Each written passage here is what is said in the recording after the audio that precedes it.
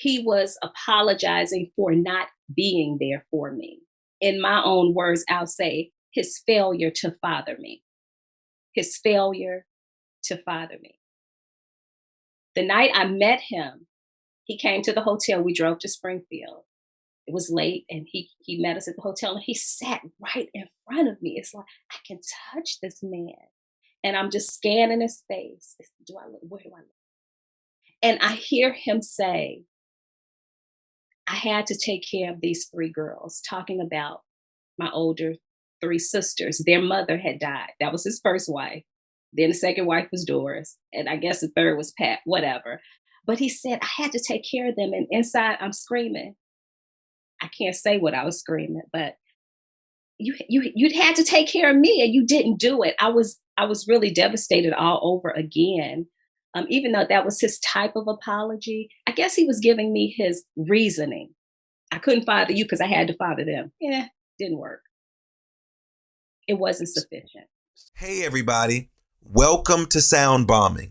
I created this show for people who want to experience a radical, life-changing journey through the sounds of my diverse guests. I hope that each sound you hear on this show will strengthen your faith, encourage your dreams, and challenge you to awaken the greatness within you. Drop the bomb. Drop the bomb. We're gonna drop the bomb. Drop the bomb. We're gonna drop the bomb. Drop the bomb. We come to drop the bomb. Drop the bomb. This is a journey into sound. A journey which along the way will bring to you new color, new dimension, new values, and a new experience.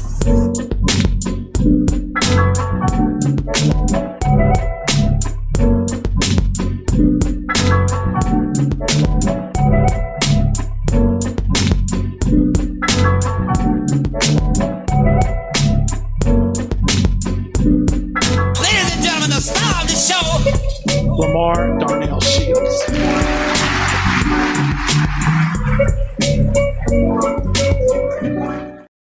Good morning, good evening, good afternoon, whatever the time of the day it is, and wherever you are, you're at the right place at the right time.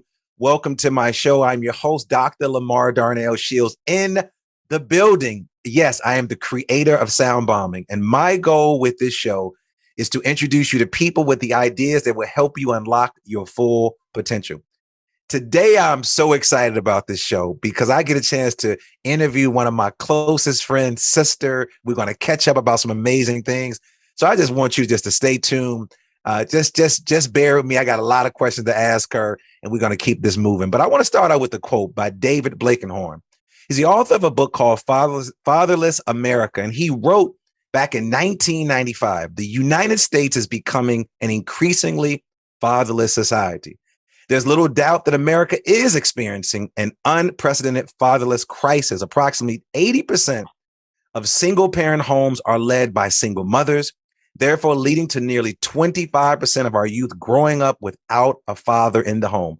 I know about that because I experienced the same thing. The staggering statistic has not only destroyed the nuclear family, but has devastated communities across the nation. For example, 85% of the children and teens with behavioral disorders come from fatherless homes, and over 70% of all adolescent patients in drug and alcohol treatment centers originate from homes without fathers. Fatherlessness youth eventually become adults who, without structure of a two-parent household, struggle to gain their footing in the world. And as America deals with this rise in crime, substance abuse, incarceration, decreased social mobility, and economic strains, we must acknowledge the impact of fatherlessness has had on all of these issues. We must recognize how we as people can empower and teach and develop our children to learn and to build on the experiences that they have. Now, my next guest knows a lot about being fatherless, but at the age of 33, did you hear me? At the age of 33, she met her biological father for the first time. Her book, Formerly Fatherless, is looking to shine the light on a darkness that has long been cast on the African-American community and communities all over the globe. Absentee fathers and the impact has on their daughters. Formerly Fatherless is the ministry born out of her salvation process, which led her to find her father, whom she had never met. She is a retired chaplain, from the University of Mississippi Medical Center. She's a board certified association professional chaplain, the National Association Veterans Board chaplain. She has been endorsed by the Church of God in Christ. Currently, she is a Wesley Biblical Seminary and Mission counselor and adjunct professor of leadership. Her expertise in leadership development, pastoral care, and chaplaincy training has been lauded all over the country. I got a chance to watch some of her NBC interviews, listen to some of her podcasts and some other interviews. I got a chance to listen to her on YouTube and hear the amazing things about her husband. But you all know her as Chaplain Doris Whitaker. I know her as Mickey. I would like to welcome Doris Whitaker to SoundBalming. Welcome to the show. How are you doing? Great. I am great. Thank you so much for the invitation. And listen, you know me as Mickey, but if you don't know me as Mickey, don't you try it. Well, let me just tell you, I got to put this out here because I had to tell Steve, you don't know this. You know, we grew up together. Steve and I went to rival schools. I went to St. Leo. He went to Holy Angels. We basically met like when we were probably in 8th grade playing football. Really didn't know each other. Then we went on to De La Salle, and then we created chaos. And we watched our friends transition, our parents grow up and get older. We've been together a long time, sometimes hanging at your house just a little bit, but also spending time in my house. But let me just tell you, Mickey, Steve knows this.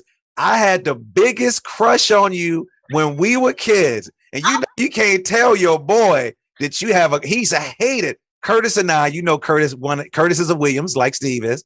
Yes. God bless his soul, who's one of my best friends. Yes. Steve hated, stop talking about my sister. I'm like, yo, man, your sister is fine. I don't care what you say. Oh my gosh. Crush on Mickey, and probably the whole Chaos crew did. I'm just letting you know right now, I don't know about them, but I did.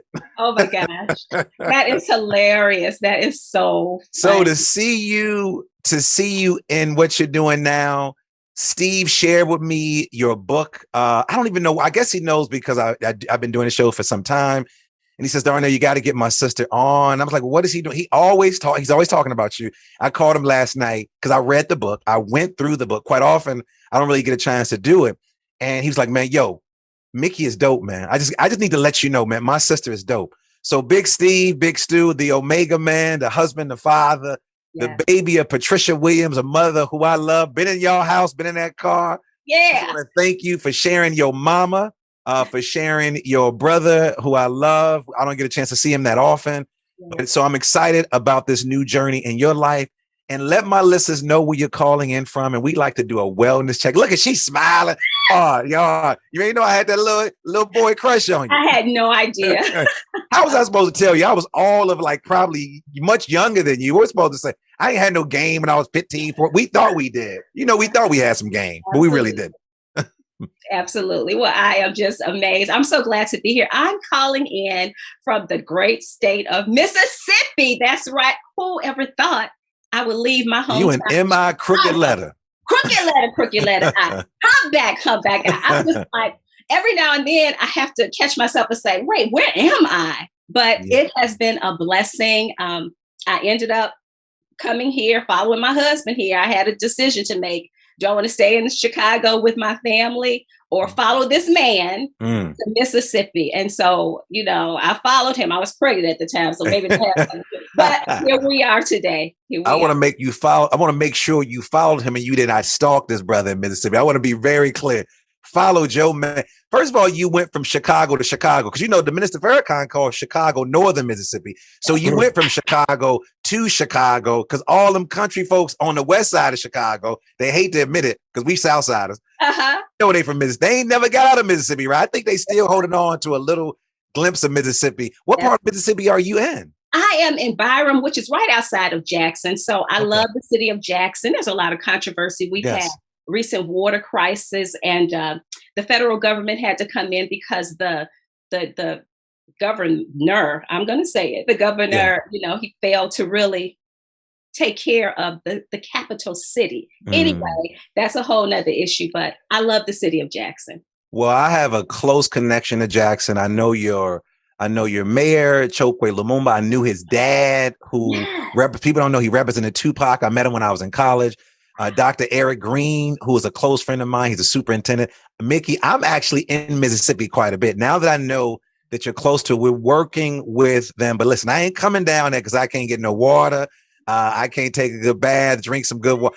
In Baltimore, where I live, currently has our own water crisis. Puerto Rico, where I also live, had their own. So I don't need to go anywhere until we get that. I will be coming back in the school system. But that's one of the issues that we were dealing with there. I knew you were in Mississippi. I did not know you were that close to Jack. And then it's crazy. So I went to Grambling State University.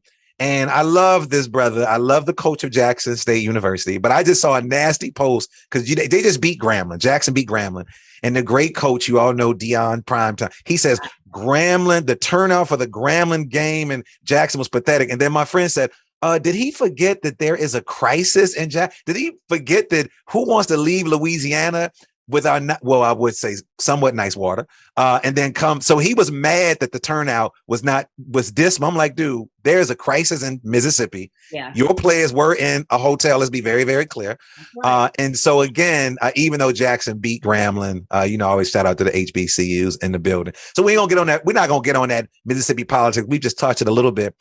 Yeah. But I have so many questions to ask you. I'm so excited to really sit down with you. It is an honor, again, you getting the chance to watch us grow up and watch all the challenges that we went through as young men and then becoming fathers and husbands and traveling across the country. But now I get a chance to ask you some questions and I'm excited. I did read the book. The book is right here in the studio. Quite often my producer, typically Mickey, reads some of these books for me and give me some of the questions. But because I wanted to know more about my friend Steve and know about you and know about, Miss Williams, I really, really, really, really want to go through the book. So let's go ahead, dive into it. I want to start out with the quote, okay? Yes. A reading from your book. And this really touched me because, you went to Holy Angels. I went to St. Leo, which are very popular schools. And this, in the book, it opens, you got to school late and you arrived at Holy Angels. And there's so many things I could have pulled from, but I want to read this. It says, back to my story. I attended Holy Angels Catholic School in the inner city of Chicago. Mama worked 2 jobs for most of my childhood. She was so tired, which caused us to be late for school. Father, the priest said, was standing in front of the doorway to the latecomers. Out of frustration, he asked me, why are you always late? Always, which is a strong word. You didn't say that, but that's a very strong word. I replied, my mama brought us to school. That's why I'm late. He then asked, can your dad bring you to school? And I looked at him innocently, replied, I don't have a father. He seemed angrily and as replied, yes, you do. Everyone has a father. That interaction caused ripples in my soul. Mickey, how old were you when he said that to you? And then at that moment, what was going through your mind? And then I want you to fast forward to the Mickey right now. When you hear that I've read that piece to you, what did it do to your soul as well? At that time, I just remember being confused. I was confused because I personally, at that time, I did not have a concept of a father. I had Uncle Duke, who was a male role model, but for a father, I did not understand. I don't have one. And also in that same chapter, I talked about a good friend of mine. Her first name is Deidre. And she had a dad. And I was able to see the interactions between she and her father. And I also, Steve and I both went to some event in South Shore with another friend of mine who also had a younger brother. And their dad took us. And I just was dumbfounded. I was just like, oh, I am really missing something that I would love to have. Somebody who can take me special places, pay for my food, talk to me, encourage me. I honed in on the interaction between my friend and her father. And that's when I really began to realize something is missing. Something and someone is missing. I never really discussed it with anybody because I didn't know how to really verbalize the feelings, the emotions that I was having as a young child. I would say I was probably in 3rd or 4th grade, perhaps. And it just, I remember, for some reason, I don't have a lot of childhood memories, but the ones I do are very, very meaningful. And that one stuck out when I began to write this book.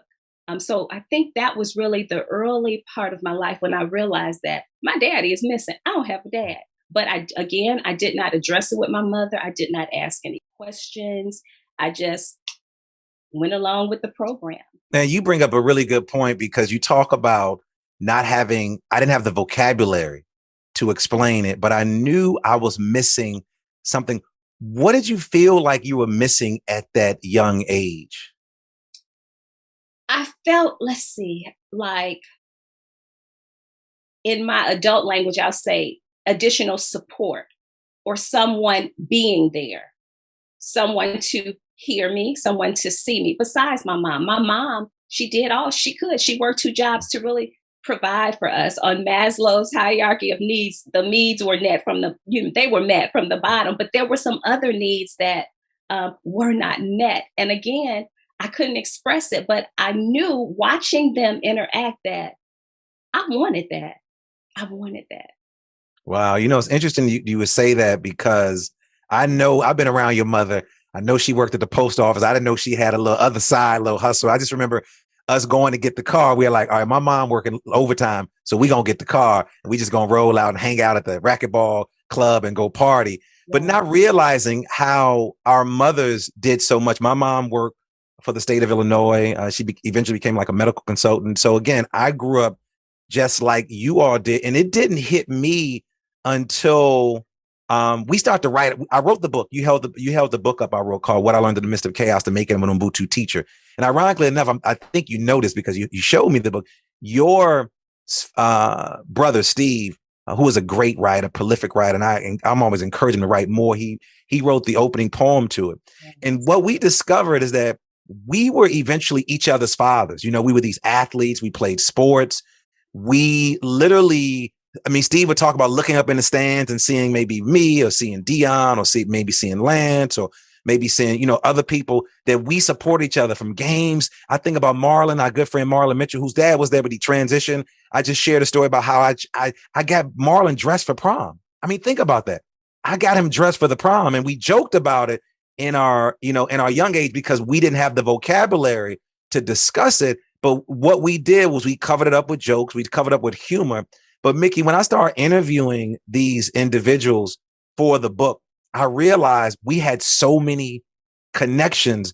But as young boys growing up on the south side of Chicago, we were a group of Black, Latino, Caribbean boys because we represent all those cultures and chaos. But we just didn't have the vocabulary. What message do you have for those little girls out there, or for those women? Because I want to really focus on women as much as possible who don't really have the vocabulary to describe. And we're going to get into the day you met your father, who don't really have the vocabulary. How did you help shape your vocabulary to make it make sense to you, and then to go and seek out your father? Ooh, well, that is a lot. I'm processing the question, but I wanted to say to you about you all fathering each other because I've only read part 1. I'm not done with it. I couldn't put it down. And I realized that your unity, your camaraderie, your support, you were actually fathering each other. And I was trying to decide as I examined my life, did I have friends like that?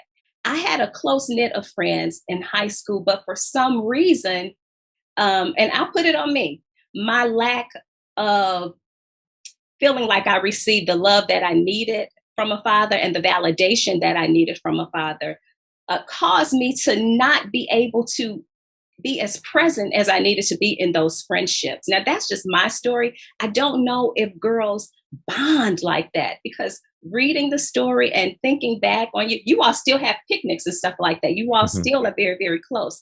I feel kind of isolated as a woman. And again, it may just be my own personality, but I don't know if women, I'm sure there are some women that have been able to bond like that. I just have not experienced that at all. And what was the question you asked me again? So talking about developing this vocabulary, because again, you talked about being so young. And then I think about us as young men, we really didn't have the vocabulary until we got older and I started interviewing them about lack of dads. I also talked about growing up in De La Salle, a predominantly white school. At the time, we didn't have the vocabulary to even talk about racism and bigotry and implicit bias. We just didn't know. So how did you then start to shape your vocabulary, and what advice do you have for other people who are trying to make it make sense? I'm at a loss. I will say that my husband, who is a man, he was raised in a 2-parent home, not a perfect home. In fact, there's no perfect home. We know that. But he was able to help me, even though I was kind of belligerent and set in my own ways. I did not know the value of a man. Okay, let's say that. I did not know the value of a man. Sometimes a man does not even know his own value. Yes. So that's not something that's uncommon. But living with my husband, listening to him, trying to make peace with myself with him, and allowing him, this is weird, to kind of bother me. Yeah. I mean, I'm not like, who's your daddy? But I like that. There you go. Not like that. But as allowing him to be the man that he is and to teach me how he could protect me, to show me how he can support me and provide for me, and that I don't have to do everything myself. So I had to learn in my marriage, in my relationship, to settle down. And I really had to learn not the role of a woman, but my role as a wife with this man as my husband. It is difficult. It is difficult. And at times, it's still sometimes difficult for me to really just understand the concept of the loss, because it is a major loss that I did not have my father in my childhood. And I have grieved that loss. Every now and then I still grieve it. But years ago, while my father was still alive, we were still building our relationship. My husband and I, we were here at home, and I had some kind of weird mental flashback, quake or something. And my husband and daughter were in the truck, and they were backing out of the driveway, and I just went blank. And my husband stopped. He got out. Are you okay? And I said, for a minute, I was like, who is this man with my daughter? And so it just is so major when a woman does not have what she needs growing up. And when I say that, I call it the father's work. I know I'm talking fast, but please try to hear me and interpret for me. The father's work in a woman's life, in a young girl's life, is to provide for her, protect her, let her know that she's safe, give her security. I'm going back to Maslow's hierarchy of needs, to give her an identity. You're my daughter. You have my name. This is how we act in life. This is what I want to impart to you. This is what I want to teach you about life. This is how you should act at school. This is how you should act at church. This, that type of thing. Not having that left me off balance. It left me off balance. Now I'm going to pause because I can talk. No, you bring up a really, really strong point, because I think about a friend of mine who's a writer. I won't mention her name, but she'll probably know what I'm talking about and would open to what I'm saying. She shared a story, her dad, they were estranged for a very long time. And so she said one day, and this is a very spiritual sister, very sharp, has an amazing husband and amazing children. And she said she looked at her husband with her daughter and was watching how he engaged her. And she's the youngest. And there was this level of jealousy. There was this level of envy. And she said she had to sort of shake it off, because as she was being envious of her daughter because she didn't receive that from her father.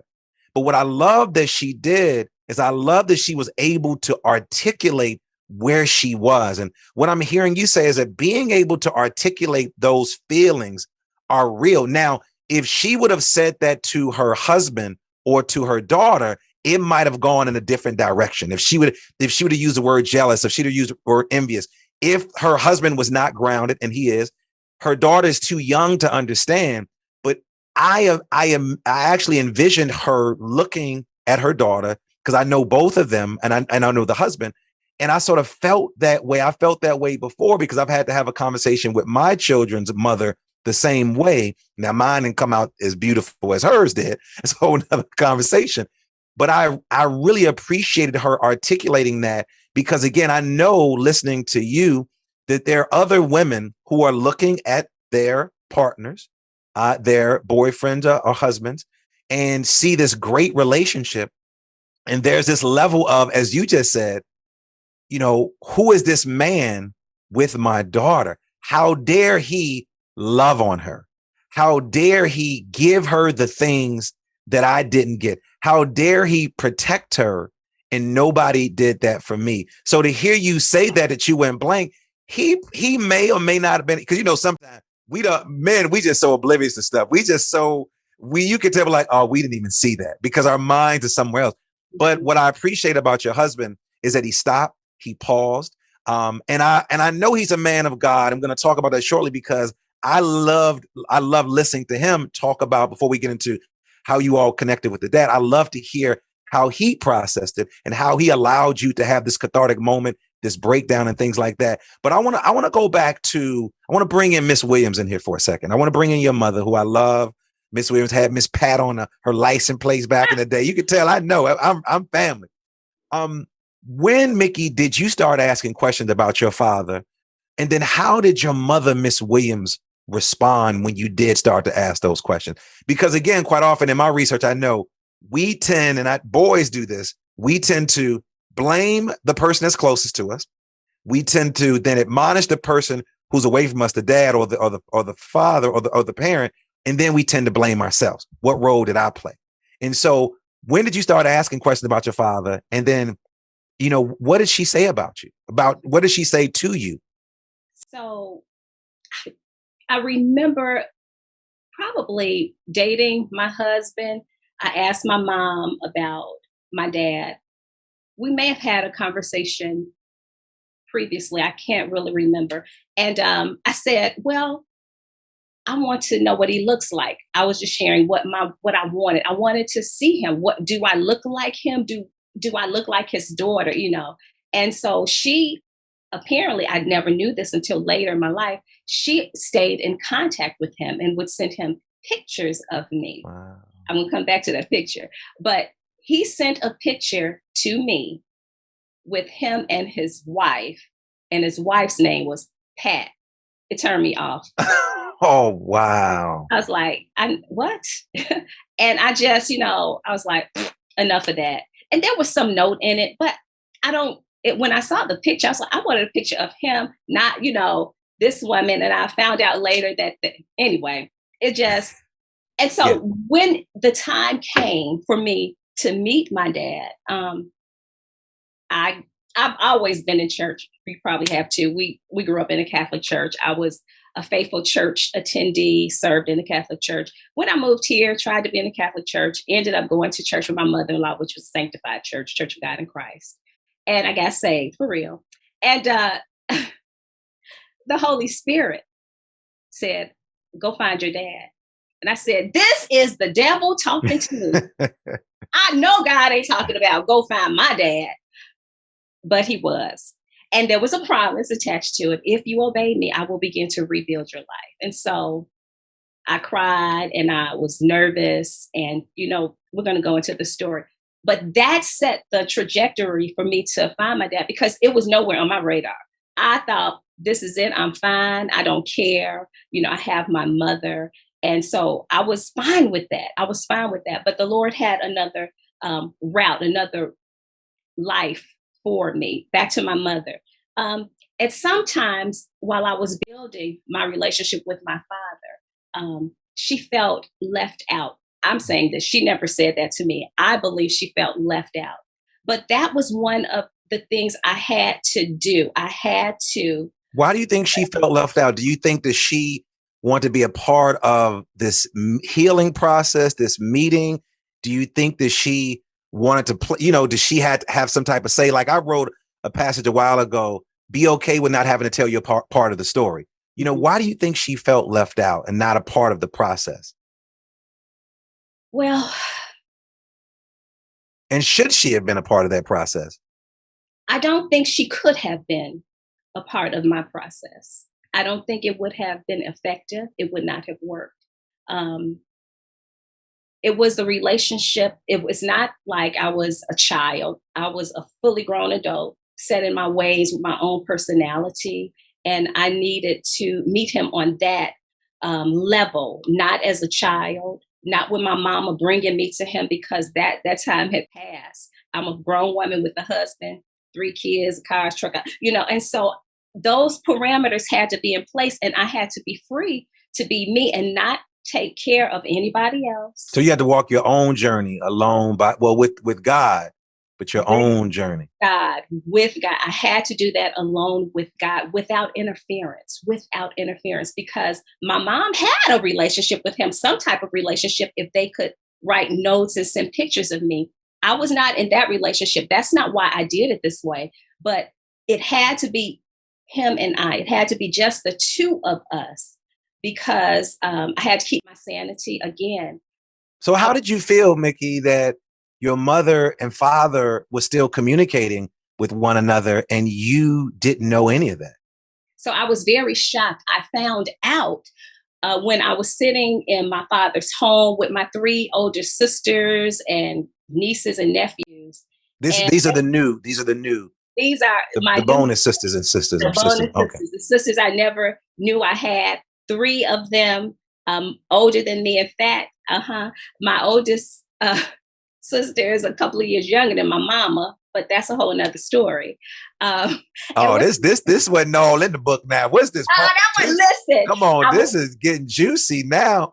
Juicy. We go from the scripture now to we're going to a soap opera. I didn't know this. This is the BET. Let's take a break. This is the BET special right now. Like this is like the unsung version. Let's call it Chicago unsung. Now it's getting real juicy. My listeners are like, okay, first of all, you calling her Mickey, and I know she's a chaplain. Let me move close. Now there was some other kids. The stepmama got the same name as the mama, and I'm sitting there. Listen, it was a lot. But listen, we were at the table, my father and my 3 older sisters and some nieces and nephews that I had just met. And somebody brings out a picture of me as a baby.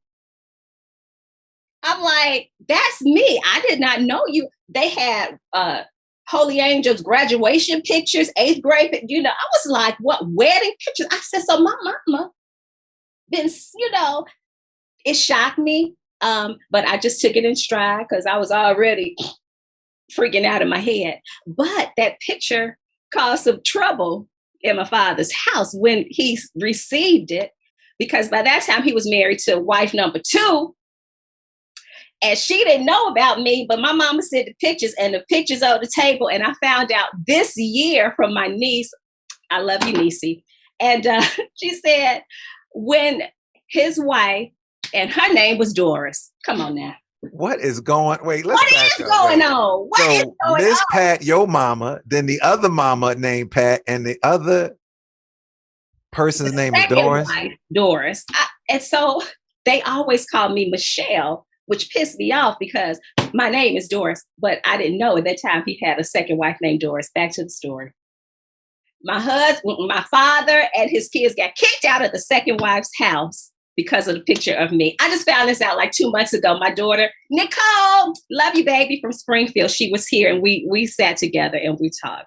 So yeah, the unsung version, BET special, yeah. So all of this was happening and, you didn't know what was going on. Your mom was still communicating. You decided that you want to take this journey by yourself. Now, walk us through the journey. I did listen to your husband's, he shared, the phone call, but I want you to walk our listeners through it, because as I was preparing for the show, one of my very popular shows is my buddy, Matt Day. Matt Day had a very similar story as you. Matt met his dad. Matt grew up in Baltimore, and people always thought that he looked sort of Mideastern.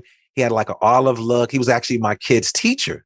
And when I met him, and, he was said that he was from, I think he was claiming some area. I wasn't sure. He meets a friend, and they do this whole DNA testing. Come to find out he's related to this person. He goes all the way to Beirut.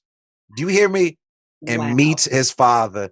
Wow. Sends me an image, meets the dad, and the children, look just like, Matt looks like the dad, except the dad is from Beirut. Matt has a black mother, father from Beirut, but this very deep connection. And people love it. The reason why I was so interested in your story, because people love these stories, especially, this is a comeback story, looking at how you turned out. And I know it wasn't a beautiful story, but the ending is beautiful. But walk us through, that the phone call, because I know at 33 you found God. You talk about finding your heavenly father. You also found your biological father. At 33, I'm still trying to figure some things out. So I can only imagine what you were going through. Walk us through that. Absolutely. I was a stay-at-home mom at the time. Now I'm just going to give you a picture of my life at that time. I had my children, but it was stressful. And because I've always seen women work and send their kids to daycare, I was under that impression that I really need to work, But my husband said, you need to stay home and take care of these kids. I was like, wait, what? Me, I don't know how to take care of these kids. Listen. And so I'm going to kiss my husband when he gets home today. He let me stay home, and he would take the kids to daycare so I could pray and get my mind together. He allowed me space to grow, space to grieve. Man, I'm liking him more and more. I saw the interview and I loved him then. I'm liking him more and more. Tony Whitaker. And so the kids were home with me, and my daughter has this thick hair, and I would get the shakes trying to finish combing her hair. So that's where I was in my life. I had no vision. I didn't know who thought a future, what? I just was living day by day. God say, met the Lord as Father, go find your father. So I decided I would be obedient. I dialed like nationwide 411, knew his name, knew what city, and I got the number. And so my husband was working out of town, and I'm just looking at this number. And so I called my husband, Tony, I have this phone number. I always had attitude, even when there was no need for it. I had this phone number. And he was like, I didn't do it. I ain't called nobody. I don't know what you're talking about. It ain't my number. I said, no. Tony thought he got jammed up. He was like, he went through his pants pocket coming home from work. With some lipstick on his Yeah. Brothers, you gotta watch, brothers, because it's like when women say, I want to talk to you when you get home. Dude will stay out all night long. Make sure his partner is asleep. You just can't sneak up on a brother like that and say, I got this phone up, because and then we know we haven't done anything, but then we start to convince ourselves, I must have done something. Please don't scare Brother Tony like that again. He was scared. He got nervous. And I said, no, it's my father's number. And he said immediately, do you want me to call him? I said, yes, because I confess, I'm scared. I don't know what to do. I finally have this number. I'm trying to move forward, but I don't know what to do. I'm paralyzed with fear. He said, give me the number. He called. He called me back within about 4 minutes. And he said, your dad wants you to call him. I was like, really? He knows just like that. He wants me to, yes, hang up the phone and call your dad. What I didn't know is that my husband kind of questioned him. And my husband felt that it was okay for me to call him, because Tony said, if he didn't want you, I was going to call you back and say, he did. He did. But I called and I heard a man on the line, on the phone. Talk about those emotions. What was you pick up, he says hello. What was happening to you at that moment? I was shaking. I was excited. I was mad. But I was so curious. I wanted him. Do you hear what I'm saying? I wanted that dad. I wanted my father so bad, but I'm angry. I'm afraid. My heart is broken, and I'm kind of lost. And he just begins talking. His voice was shaky. Perhaps he was crying. I'm not really sure. And I can't even remember that entire conversation, but there was also a sense of relief. Whew, I'm actually talking to my father.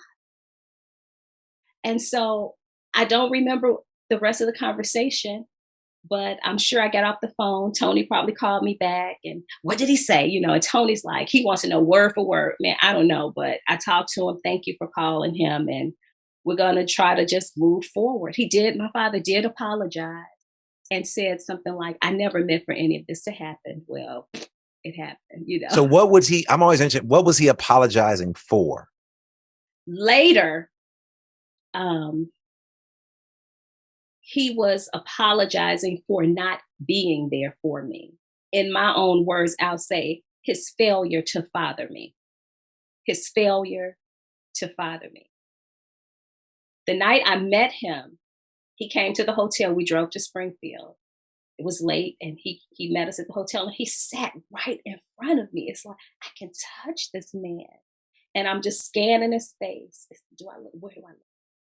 And I hear him say, I had to take care of these 3 girls, talking about my older 3 sisters. Their mother had died. That was his first wife. Then the second wife was Doris. And I guess the third was Pat, whatever.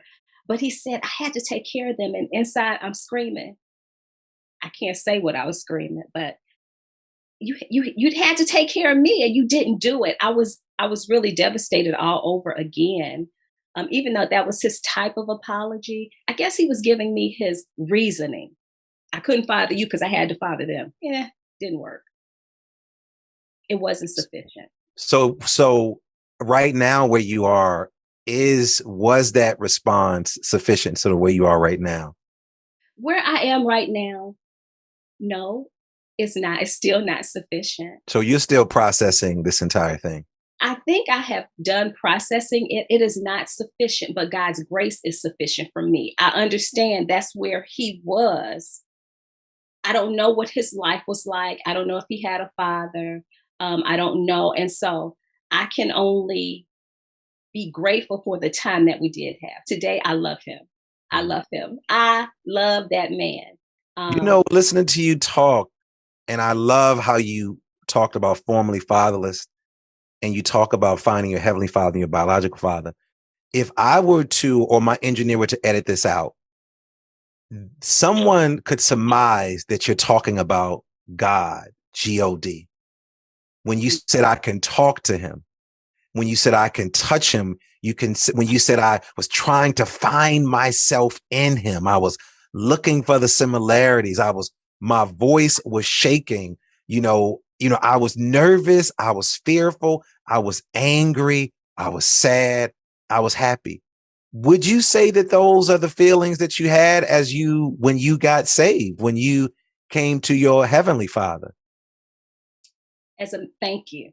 As a matter of fact, yes, because over the years, I've been able to reflect on why I had a mental, emotional, spiritual curse. I don't know what other word to say, because I did not think I was good enough for God to love me.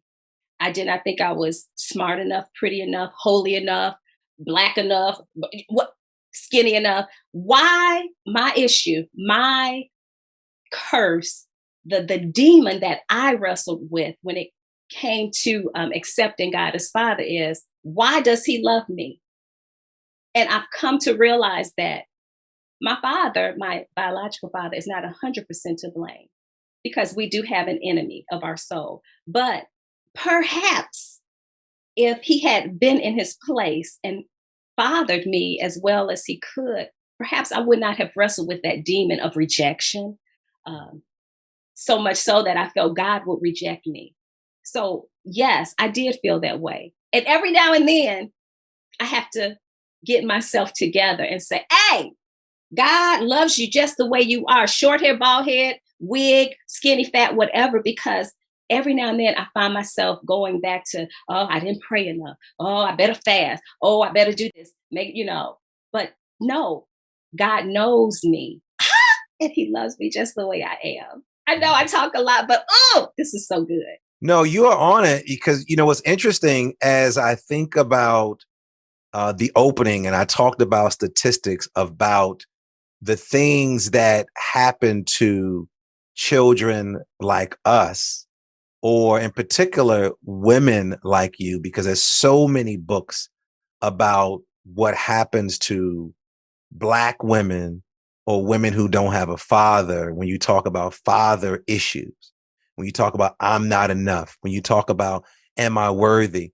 And what I heard you say is your husband really helped you with that process. And there's so many men who say, I'm not your father. I didn't do this to you. I'm not the one who left you. And so quite often those relationships fall apart. What message do you have for those women who are struggling in their own relationship with their partner, be it a husband, be it a woman, or whoever they're in relationship with, who had quote unquote these daddy issues. Because hearing you saying you're a spiritually guided, grounded person, you also have those issues. What advice do you have for that woman who's listening right now, who quote unquote have these daddy issues, and they're struggling in their own personal relationship with God, but they're also struggling in their relationship with their partner, and they're pushing the fathers away? They're fathers who want to be involved in their children's lives, but because of the mother going through whatever she's going through, they're pushing them away. Because the reality is, when we look at the stats, I want to be very clear. There is some stats who say that Black men are showing up, that Black men are still doing what they're supposed to do. But if we read the paper, it's the opposite. And that's why I love when Obama got into office and he created this initiative around fathers, in particular fathers of color. So talk to those women out there who are struggling in those particular areas. Yes. If you are struggling in those areas, I suggest you just take some time, take a break, step away from, if you can, work, duties, and just get into a place of silence, get a journal and write out everything that you are feeling. Because many times as women, we're so busy making the money, frying the bacon, trying to make him feel like a man, all this kind of stuff. We fail to listen to ourselves. And so the first thing I would say is get somewhere quiet with a notebook, pen, and paper, and just write what you're feeling. Then pray, meditate, listen to some spiritual music, and just decide if your partner is trustworthy. You're with this person for a reason. Something in you said, this one is the one. And then see if you can get a space with your partner to share what you are experiencing without fear, without the attitude. I'm talking about me because I've had lots of attitudes, but and just trust. If it's the man, trust the man to be the man. Again, my husband, he's by no means perfect, neither am I, but he was raised in a mother-father home, and he knows some things, and we were drawn to each other for a reason. We've been married 30 years this year. I'm surprised. I didn't kill him. He didn't kill me, keeping it real, but allow the man to speak into your life. Allow the man to be the man. No, he's not going to get it perfect. Neither are you. But allow the man to begin to express himself, to share. Sometimes women, we talk a lot. It's been proven scientifically, we have way more words than our men that we're in a relationship with. But if we can get quiet and let them talk, let them spread their wings and show us that they love us. Now, with fathering, it's kind of like the Chaos Crew. Show up, be there, communicate, trust one another, and let that man father you. I can't believe I'm saying that, but let the man father you. Let him father you. Yeah. You know, when I was preparing for this show, Mickey, I started reading a lot of research around absentee dads and the effect it has, the differences on boys and the effects it has on girls. I was a part of the Obama's team of fathers with the NBA, just doing some great work in connection with other folks. But I came across this article. It was interesting. It was actually about Roy Ayers, the musician, that plays the xylophone, Roy Ayers. But it wasn't written by him. It was written by his son. And the article, it says, it took me 49 years to ask the right questions about my father. You hear me? 49 years to ask the right questions. And I want to talk about asking questions. When you met your father, what are some questions that you ask him? Are there some questions that you ask your mother? And what are some questions that you ask yourself? Because in the article written about Roy Ayers' son, he said he saw Roy Ayers play it. This was the concert that Questlove just won the great award for, the big slap, the whole thing, the Dave Chappelle, we know Dave Chappelle, Chris Rock. But Questlove won the award for that. He said he watched, this guy, Roy Ayers' son, said, I watched this interview. I watched the show. He said he still didn't have a great relationship with his dad. But he says, I've always felt uncomfortable talking about my father, even when my closest friends, I quote, but as I watched Roy, calls his dad, Roy, perform Summer of Soul, I turned to my friend, pointed at the screen and said, with newfound ease, That's my father, end quote. What questions did you start to ask yourself and the people around you about your father? I tend to be, still am, I'm coming out very isolated. So I don't remember asking him many, many questions. There were times that we would be in Springfield and he and I would go for a walk. And this is my chance. But I wouldn't ask things. I would just listen to him. And he would talk about his life at the gym, the family. And I felt like it was small talk. So I kind of suffered in silence when it comes to that. But there were pivotal times that he would call me. He would call me at just the right time. He said, I wanted to hear your voice. And I would say, gosh, I wanted to hear your voice too. And when I heard his voice, that the atmosphere changed. So that's why I say, or I'm about to say, the things that a father gives his children are intangible. They are intangible. I cannot measure them scientifically. I can't even describe them. But the way I was feeling, maybe I was in depression, and a phone call and just hearing his voice lifted me. So I call that the father's work. I know that's not the question you asked me, but question. No, I love it, because as you're talking, I'm thinking about my son who was in the car asleep. And I said, in your book, you use the word Abba. In an African language, my kids call me Baba, which means father. And so I said something to myself, like to wake up. And my daughter said, Baba, he needs to hear your voice to wake up. Then I thought about the spiritual connection. When she said that, what was it about my voice, or what was it about the spiritual connection to the great I am, or the spiritual father? And so when you just said, he said, I just needed to hear your voice. There is a connection, and no disrespect to women and mothers, but it's something about when men show up. Mickey, I just spoke at a school last week, and I said to the fathers, I acknowledged 4 fathers who were there. And I said, I'm acknowledging you first because quite often I don't see you all here. And so I want to celebrate you even before I start my work. It's something about when men are in the hall. It's something about when young people see men. It's like when your mother says, wait till your father gets home. You stand up straight. You hold your chest out. Those things mean a lot. So something about the father voice. But then there's also this piece when you don't hear them. Like when I think of Roy Ayers, his father, the son, when he says, like you, I kept this stuff to myself. But tonight, I just want to say, that's my father. And that was his closure. And we got to be okay with that. May be it. We don't know Roy Ayers' story. We don't know your father's true story. It's never going to be enough. But the reality is, Chaplain, you had to say to yourself, I am enough.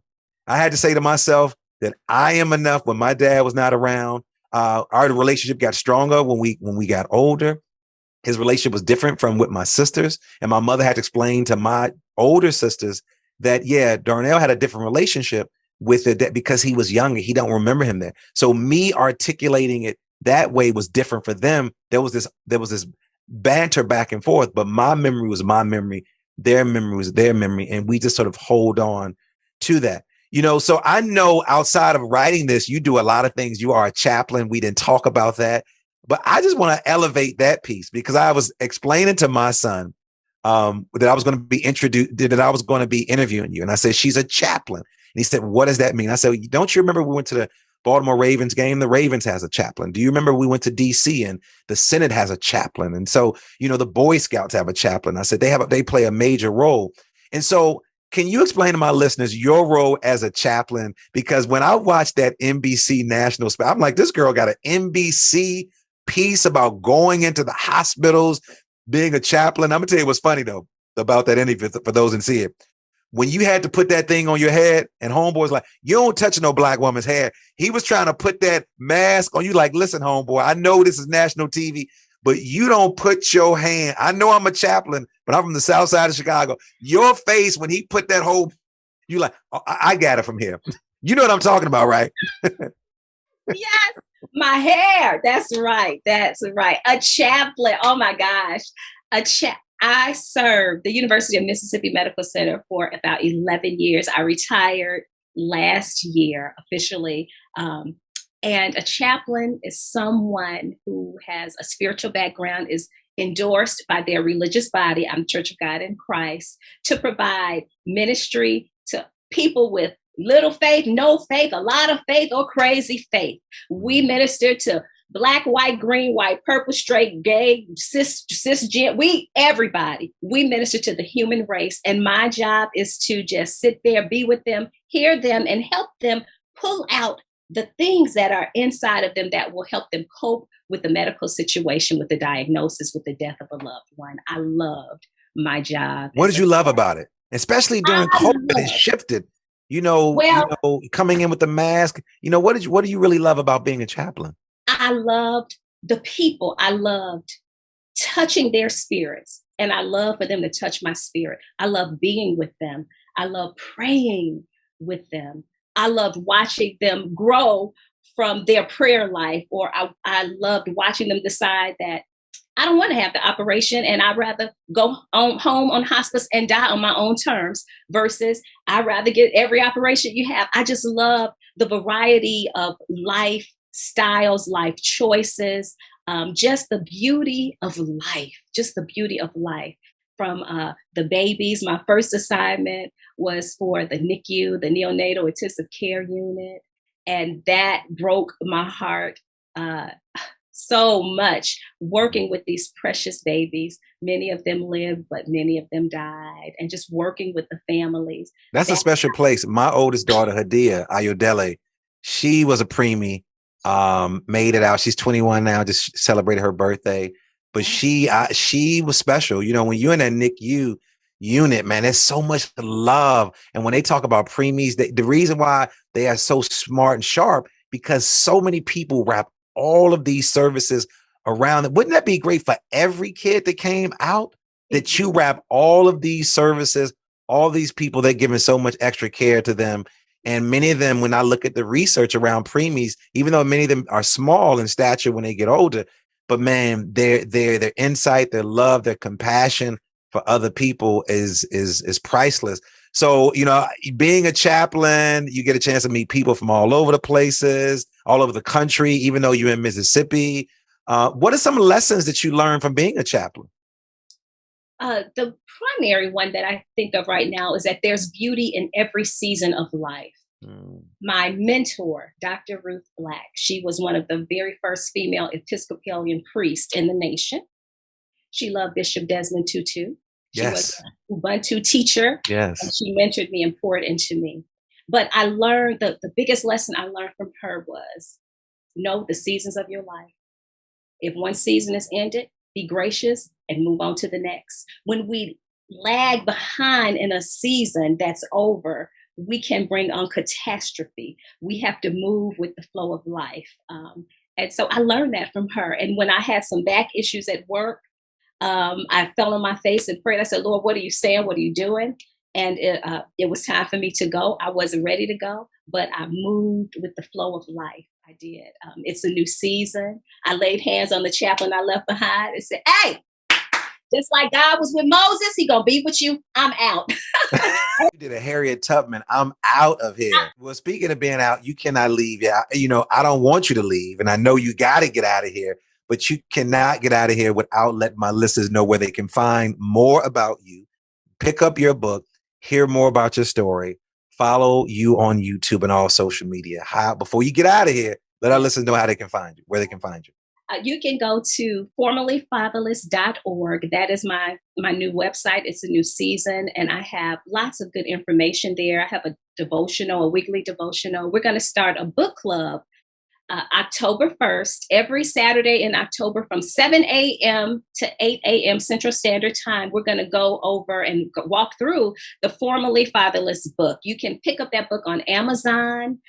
Just key in Doris Whitaker or Formerly Fatherless, and you will be able to get the book, the hardcover, the paperback, or Kindle. I'm just excited because God is doing a new thing. I'm doing a new thing. I got a new haircut. I'm just ready. And you are definitely walking in your great season. And I'm so glad and honored that I get a chance to witness that. But you cannot leave yet. And I know you got to leave. The next part of the show is called the Super Bomb Questions. One of my favorite part of the show. The difference, Chaplain Whitaker, is this. This time, you need to answer these questions as quickly as possible. And you got to do it, because if not, I'm going to have to pay my engineer to edit this stuff out. So are you ready? Want to take a couple of deep breaths? Let's go. Inhale. Let it out. And here we go. What is your favorite word? Life. What is your favorite quote or a verse from the Bible? Do all things without murmuring and disputings. What's your superpower? My superpower is I can see greatness in others. What's your spirit animal? Ooh. A lion. Roar! Yes. What moves you to tears of joy? Tears of joy. Worshiping the Lord. What moves you to tears of sorrow? The brokenness in our world. What do you wish you had more time to do? More time to touch more lives and touch more lives. What is the book or books you've given most as a gift, and why? I don't know. The Bible? The Bible. What advice are you glad you ignored? Dump your man. What advice would you give your younger self? Trust the process, pray much, and listen to your prayers, and you'll be okay. What's a ritual you do that helps you connect to your inner power? Ooh. Rest. I take a Sabbath. If you were in the Mrs. America talent competition, what would your talent be? Speaking and dancing. Final question, Chaplain. What's your favorite sound? The sound of praise and worship. Hey, Chaplain Doris Whitaker, a.k.a. Mickey, a.k.a. Southside Queen, a.k.a. Miss Pat's daughter, a.k.a. Steve's big sister. I want to thank you for hanging out with me today. You bless me, you bless my listeners, and I pray that this book right here that's in the studio blesses so many other people who are still grappling with being a part of the Absent Daddy Club. Thanks for hanging out with me. Thank you so much. And I want to thank my engineer. I also want to thank my producer, my music producer, Supremacy, for our theme music. And all of you for listening. Make sure you subscribe. Stop being stingy, because we're on every platform, wherever you get your podcast. I'm not going to mention all of them because we're there. Leave a comment. If you like this show, subscribe. You can visit my website, drdrlds.com. And as always, believe that something wonderful is about to happen, and that some people miss the message because they're too busy looking for the mess. Not you, because you've been listening to SoundBalming. Peace.